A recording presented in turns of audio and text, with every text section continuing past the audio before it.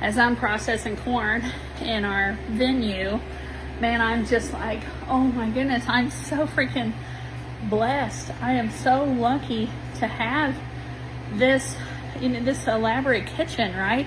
That I'm not having to process all this corn in my house, right? Because corn takes, I mean, by the time you shuck it and you do all this boiling and put it into ice water and then take it off the cob, it's elaborate, it's messy, right?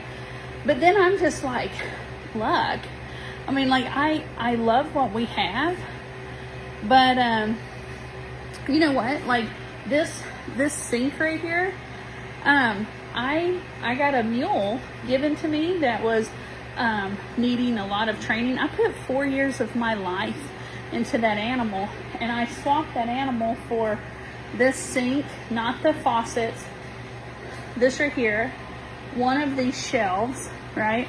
The stove that I can't get it to work because it is natural gas. And then over here, and we need propane, I have this big table, right? But the items on top of it were given to me by a friend who had a loved one pass away. So like, I've now got jars and pots from just life happening, the whole circle of life.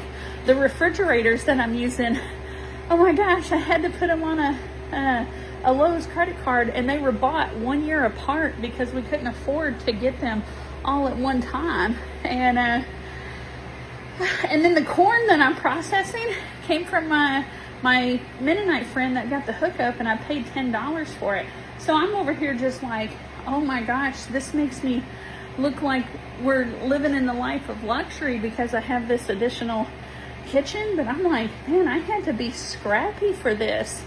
And now whenever people say to me, it must be nice, that's hard for me to hear because they don't know the sacrifices. The mule that I traded, man, I had to overcome fear. I went through so many clinics with that animal. I mean, so many lessons to trade that animal for the equipment. And then everything that we've gotten, we went to an auction and bought some stuff, and I did buy one of these shelves at full cost, but like that was difficult, right? Anyways, if you catch yourself being envious or saying, oh, it must be nice, I think you need to ask them their story, or just realize that, there's so much more. We were not given a silver spoon. If I was given a silver spoon, I wouldn't be putting up my own corn, right? So just be careful with your thoughts because they poison you.